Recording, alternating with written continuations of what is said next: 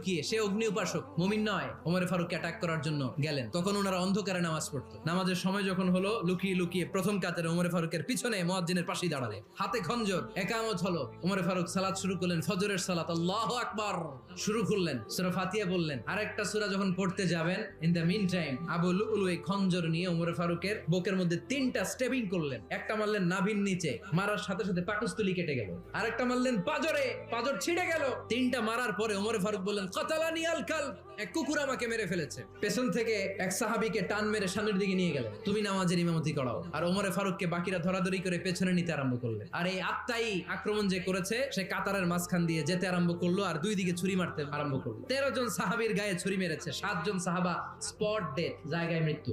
এই ভয়ঙ্কর অবস্থা দেখে এক সাহাবী বুরনুস, এক ধরনের জুব্বা আছে মাথাওয়ালা, অনেকে জ্যাকেট পরছেন না এরকম মাথাওয়ালা, লম্বা জুব্বা আছে, আরবরা শীতে পরে মাথাওয়ালা, এই মাথাওয়ালা জুব্বা বের করে এক সাহাবী জালের মতো